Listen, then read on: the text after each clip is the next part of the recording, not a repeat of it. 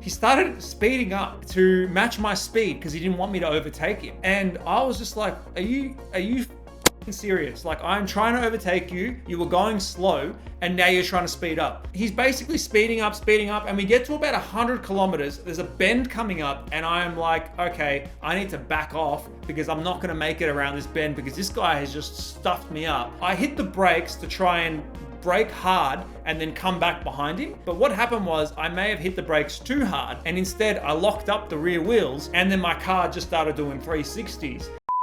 When I first set my eyes on an S2000, it was actually in around 2014. One of the guys at high school, their first car was a black Honda AP1 S2000. I had no idea what that car was. I wasn't even really a car guy. I had no interest in getting my license when I was turning 18. Basically, it was this guy at high school who had quite extremely wealthy parents. This kid was driving a Honda S2000 every day to school, and I was like, that's a pretty cool car. I didn't think much of it, and his brother as well also bought an S2000. So they had matching cars throughout the last year of high school. And that was probably the first introduction to the S2000. But it wasn't until years later, probably around 2016, when I was actually properly introduced to the Honda S2000. One of my mates had a blue AP1. It was immaculate. It was actually modified at the time. The engine was reconditioned by a mechanic somewhere in Melbourne, and this guy looked after it. He resprayed the whole thing. Every bolt was Mickey Mouse. He had done a complete restoration on this car, and he was selling it to one of my friends for a small price of, and keep in mind 2016, a fully low kilometer, fully restored Honda S2000. He sold it for 30 grand.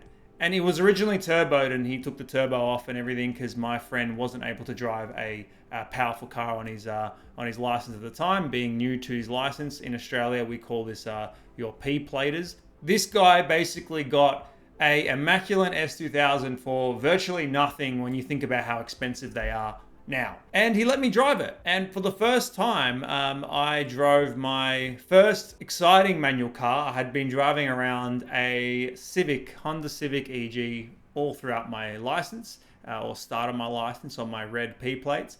And he let me drive his S2000 and he let me hit VTEC.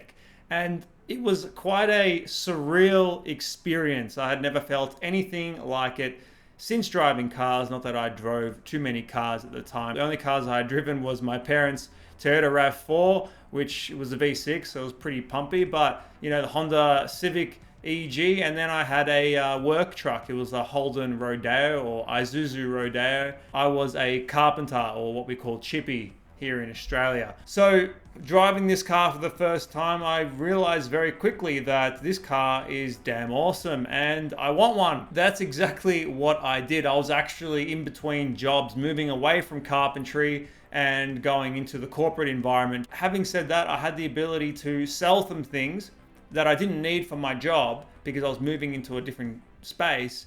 Like my car. I didn't sell any tools, luckily, because I ended up using them years later for car restoration stuff. But I sold my truck at the time and then got some whatever savings I had available. And I think I had around 25,000 to spend on an S2000. And I was looking, as you do, for the cheapest one I could find on sale. Now, looking back on that probably wasn't the best thing to do because for 20 to 25,000, there were some awesome S2000 examples out there. And I was looking for the cheapest, which was stupid. I ended up linking up with a friend of a friend who had a AP1, had over 200,000 kilometers on the clock, so very high kilometers or mileage, which to me, I didn't really think anything of it. I just thought, yay, S2000, here we go. And he was asking for, I think, 20 grand. One thing leads to another. We start talking and turns out the car had a few issues. Therefore, 20 grand was a bit steep. So we discussed, we talked, and we negotiated 18,000 for this car. The maintenance was non-existent. He didn't really have records of the car being maintained, but he said that he maintained it, and being a friend of a friend, I had to trust it. But more or less, there were a number of things that at the time I overlooked because I had no idea about cars, and ended up purchasing my first S2000.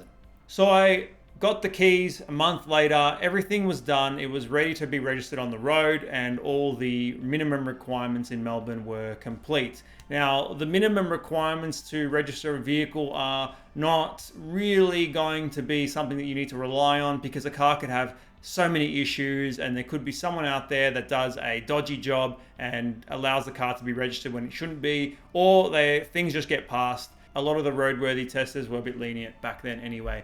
So I've got the car now, and I'm so excited. I pick it up. The first thing I do is I go and catch up with my friends, and we go and get food.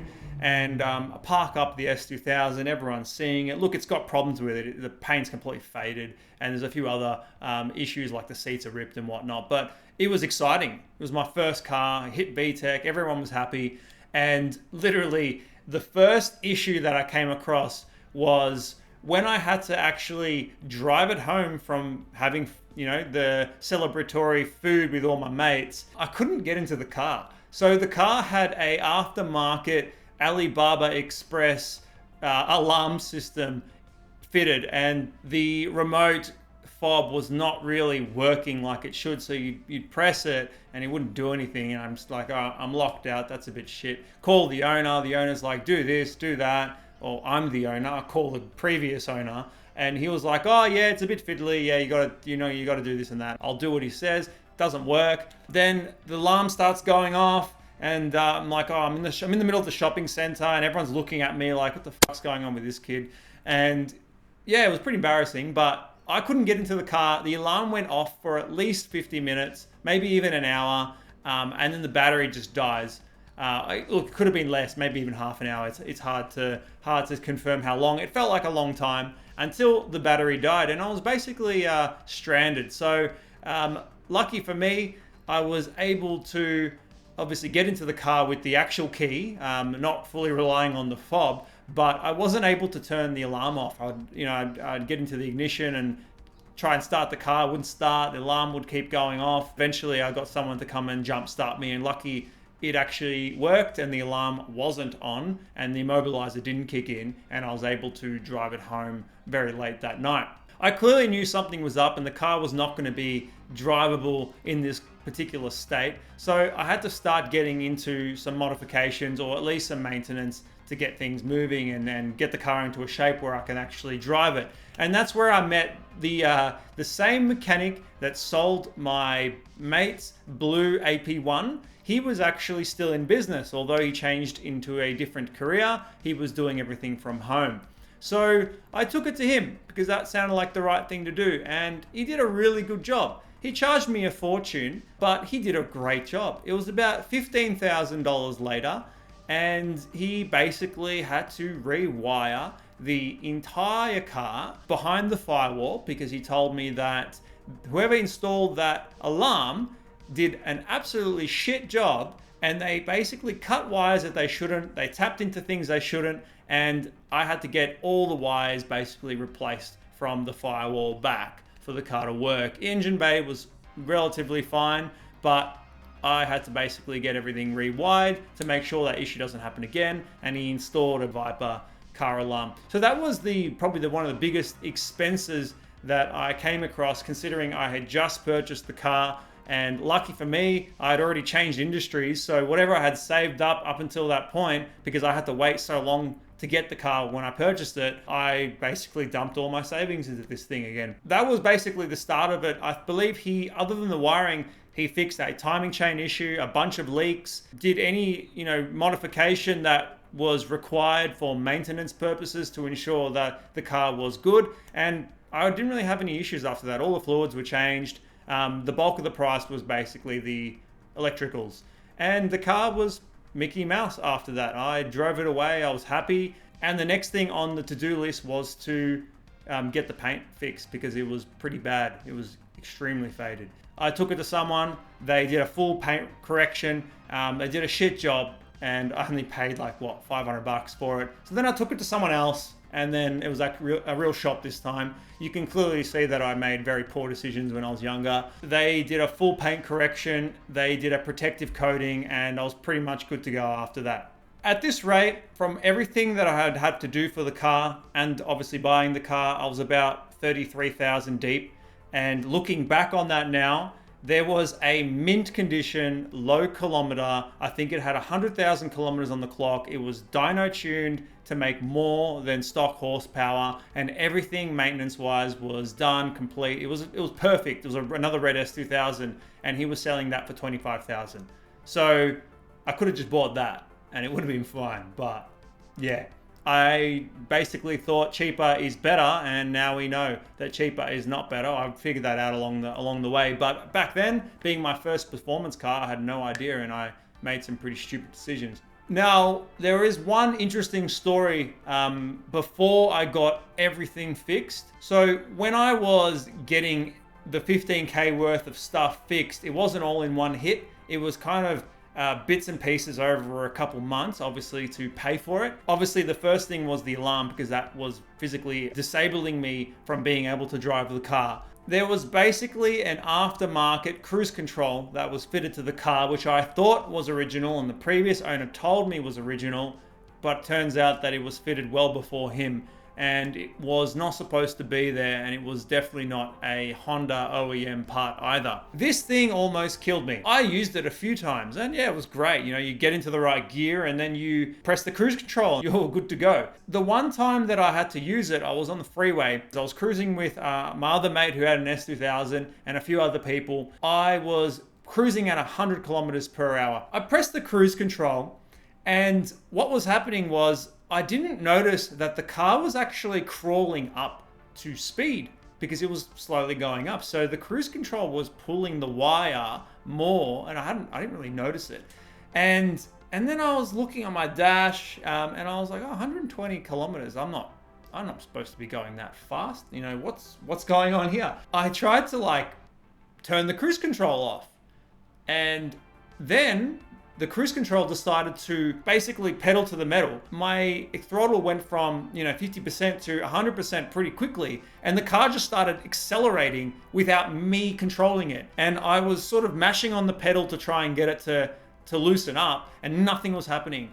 The car just kept going and going, and we had walkie-talkies in our cars, and one of my mates were like, "Well, what are you doing? Like, why are you speeding? There's cops around here." And I was on the mic, and I was like, "I'm not speeding. My car's like taking control. I don't know what's going on." Yeah, the car basically got to 200 kilometers per hour. It was the most scariest thing because I wasn't controlling it. And then I started to think, all right, well, I can't get the cruise control to fix what it needs to do. So I started to brake, and then my rotor started smoking up, and it was just like a really bizarre moment. But I basically was between braking and whacking on the throttle to try and get the revs to drop down. I ended up getting the car to a complete stop because I got it out of gear. I took it out of neutral, and then the engine was basically redlining at 9,000 RPM, and I got the car to a stop. Engine still redlining at 9,000 RPM, and I turn the car off, and smoke comes out of my hood. My brakes are just completely smoked out as well, because obviously I tried to resist for a bit, but stupid me, it's a manual. I could have just put it into neutral a lot sooner, but I was worried that the engine would blow up. There was a lot of things going through my mind at that particular time. Everyone stops, and we open up the hood, smoke comes out. I thought, oh, here we go, I've bloody blown my engine. But in reality, honestly, I don't know what the smoke was. It could have been a lot of oil being burned. It just could have been the engine overheating. I don't really know. But what I do know is that my coolant was sizzling, and the oil cap was missing between the engine and the firewall. And I had to get my mate with small hands to fetch it out for me. I think it may have rattled off and popped off because it did screw back on. Lucky for me, I was able to maintain a drive home with a sticky throttle every now and again. I didn't have anything to cut the wire with to stop the cruise control, and no one had tools on them, which is the last time I'll ever drive without tools on me on hand. No one had tools, I don't know why. And I had to basically drive 100 kilometers back home, skip the cruise because I need to get my car home, and every now and again the throttle would stick and the car would start redlining again, and I would have to go out, jump, get around to the front of the car, push the throttle manually under the hood. It was a whole thing. It was literally the worst day that I had with that car. And I don't know how the car didn't bloody blow up. It just goes to show how reliable the S2000 is, even with over 200,000 kilometers on the clock. It's insane. In the end, when I did get home, I cut the damn wire for that cruise control because it had its own wire. It wasn't pulling the standard drive-by wire. Then I got it removed. I took it to that mechanic and then paid more money and got the bloody thing removed. But that is the story of how my S2000 almost killed me. The S2000 basically got me really into the modding community and able to, work on the car myself. Originally, I had just been giving it to the mechanic, paying all this money, and I came to that realization of, why am I paying someone for things that I can do myself? So it encouraged me to change the oil by myself, change the filters, and then I started to, take out my old ripped seats, buy some new ones, put them back in. I started to wire my own sound system, and it wasn't crazy things that I was doing to the car, but it was something, and it was to get me involved, and it wasn't a hard car to work on, and I was really, really proud of owning this S2000. You might think of, if you were so proud of it and you loved your car so much, then why did you sell it? My friend that had the blue S2000, he's still got his car, and I'm happy that he's still got it. One of my other friends had a yellow AP2, and another friend had a black AP1. And there was a period of time where there was all four of us driving our S2000s down the road, and we'd like scatter them in a way where, S2000 on left, on right, left, on right. It might sound stupid, but at that time we felt unstoppable. We had all the same car. We were having so much fun. You can just hear VTEC all the time.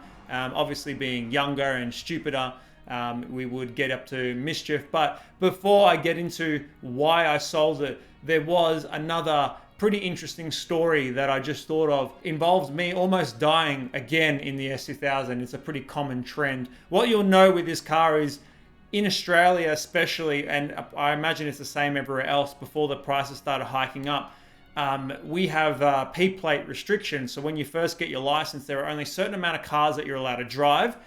Drive something that is restricted, that's not going to kill you, like a turbocharged car or a V8. So the S2000 was one of those cars that was the fastest car you could possibly buy for cheap on your P-plates, and that's why everyone got them. Because P-platers were driving them like me, like an idiot, a lot of them got crashed. And luckily I never crashed mine, but a lot of them did get crashed. And that's why there's little of them around. They're very expensive nowadays, more so than what they used to be. Where this all happened was, if you live in Melbourne, Australia, or even overseas, a lot of people know about the Great Ocean Road. It's a very long, windy road with a cliffside and, ocean, and I don't know how else to explain it. There was three of us. There was three S2000s, the yellow AP2, the blue AP1, and me. And it was a overcast day, but we were so keen. I think I was like 19 years old at the time, because I bought the car when I was, no, that's not correct. I bought the car in 2017. I would have been, I'm not going to do the math. There's no point. Anyway, back to the story. We were driving through fast, and what is with Great Ocean Road, it's 80k speed limit, and a lot of people tend to go slower than what they should. The roads are pretty well paved, so you can go faster, but people will just cruise at 40 or cruise at 60. So we're young. We want to finish this trip that we're on. So we would all just overtake people, and we got really used to it. So you'd go up their ass, and then you'd overtake them at 80, even though they're going 60, or even better, you would ride up their ass until they moved, basically, which is obviously wouldn't do that now. But at the time, that was a great idea. It was perfect strategy. And we'd be doing this for ages, the whole day. I think we drove around 20, 30 kilometers through Great Ocean Road until we stopped and decided to turn around. And we got really used to it. We thought we were professionals at overtaking. And on the way back, started to rain lightly. And this is where shit went pretty bad. At the time, I had a passenger. I'm not going to say who they were to me, but I had a passenger, and so did everyone else. And I started to get cocky, and it was getting wet. And there was a period of time where there was a Volkswagen Golf just cruising at 60 in front of me, but there was never good opportunities to go around them. And I was on the walkie-talkie to my friends, and I was like, hey, I'm so over this guy. I'm going to overtake. I see a straight coming up, and I'm going to just go for it. Went up his ass, sort of went around him, started increasing speed to 80k, and I'm just going to say this fucking guy, he started speeding up to match my speed because he didn't want me to overtake him. And I was just like, are you fucking serious? Like, I'm trying to overtake you. You were going slow, and now you're trying to speed up. And he's basically speeding up, and we get to about 100 kilometers. There's a bend coming up, and I'm like, okay, I need to back off because I'm not going to make it around this bend because this guy has just stuffed me up. And I hit the brakes to try and brake hard and then come back behind him. But what happened was I may have hit the brakes too hard, and instead I locked up the rear wheels, and then my car just started doing 360s. There were barriers off the cliffside, but there was no barriers off the other side where there was more of a ditch. So you could still fall in. For my car, if I was to fall into this ditch, we would probably flip over and get crushed. So luckily, the car stopped just off the ditch. I'd spun so many times, ended up being directly in line with the Golf. So I could see him, he could see me. My car was the wrong way around. Because if someone was coming around the corner while I was spinning out, I would have been collected, and that would have been the end of that. And the guy was just staring at me like a fucking idiot. I was just staring at him. I'm like, come on, bro. Like, yeah, it's my fault for overtaking, but you almost killed me. Like, I just wanted to get around you.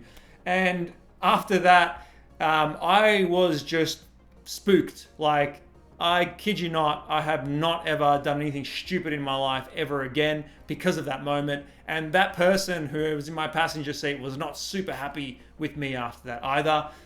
So I decided to take it easy, the rest of the road back. I don't want to destroy my car.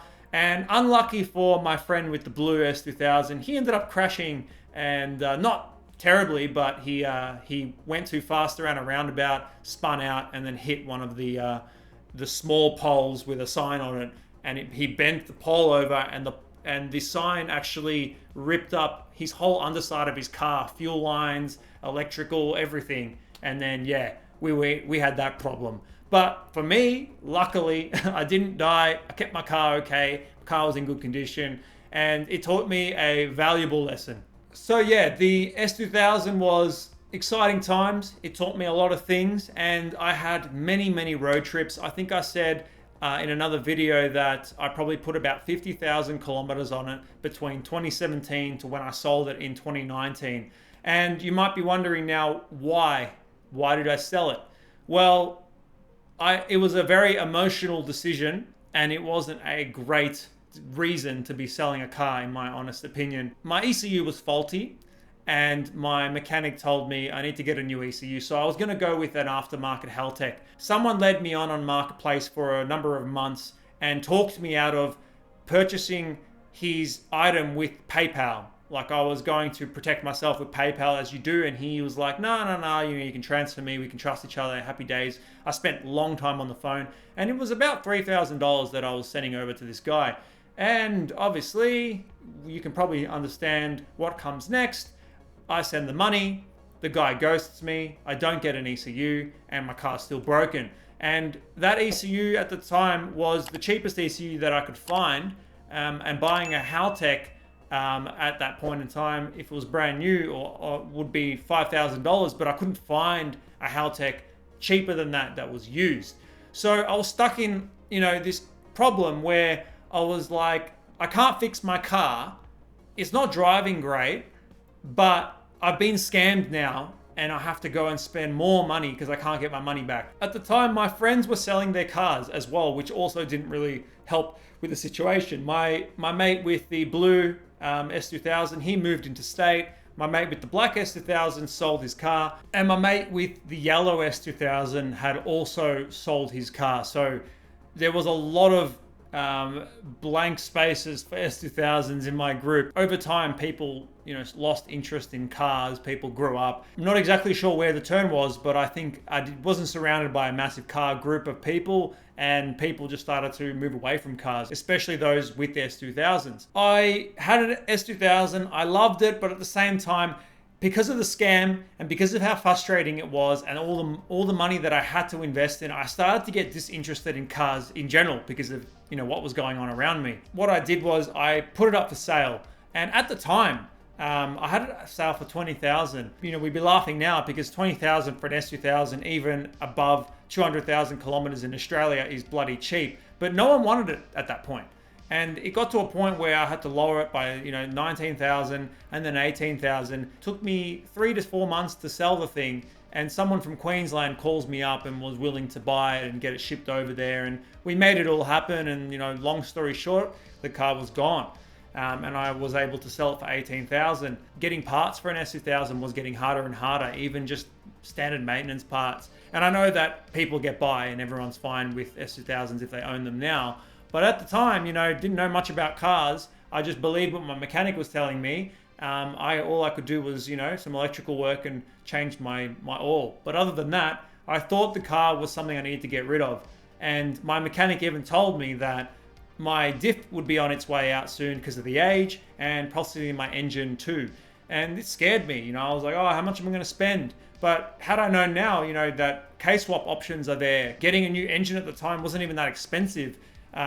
Compared to what it is now. Having sold it in 2019, only 2-3 years later, after all the lockdown stuff, and I started to see the prices when I was back in the market to buy another car, I had realized that I had made a very, very poor decision in terms of selling my S2000 at that time. And nothing now would allow me to bring myself to buy one. I can buy one, but I'd be buying one that is probably not well maintained, that probably needs more work and more money invested into it.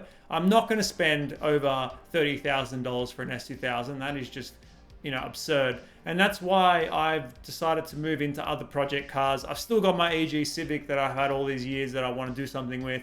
And I've recently bought an MX-5 with a V8, which is proving to be also a very, stupid purchase. But I'm happy with it. I'm doing things on it. I'm filming it. I'm learning. There's a lot of issues to be fixed with that car, and it's fun. And I'll keep it forever. I think I will, because it's a unique car, and people love to see it at car shows. It's very different. Later down the track, see how S2000 prices go. Everyone's probably thinking they're not going to change. They're probably going to keep going up, which is, it could be true. I know that you can now import S2000s from Japan, and you can probably spend 35 to 40 grand doing that. But who knows what kind of car you're going to be getting from Japan. Haven't really inquired. So anyone who is, after an S2000 or who's currently owning one, all I can really say is hold on to it.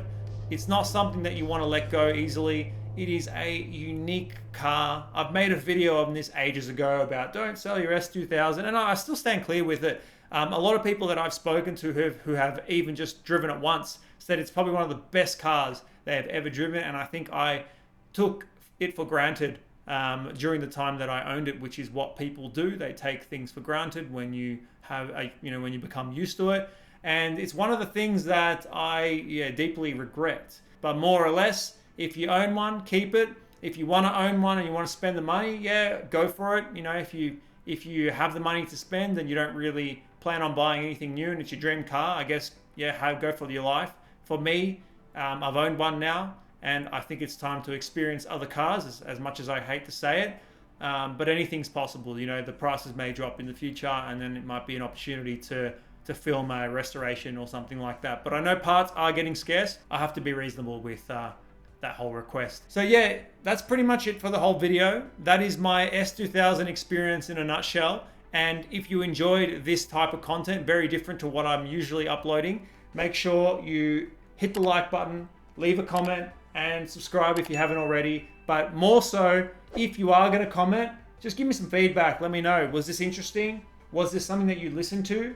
And was this something that you'd like to see in the future? Because there are plenty more stories where that came from. Anyway, Thank you. And make sure you follow my channel so you can keep up to date with all my new videos. Thanks.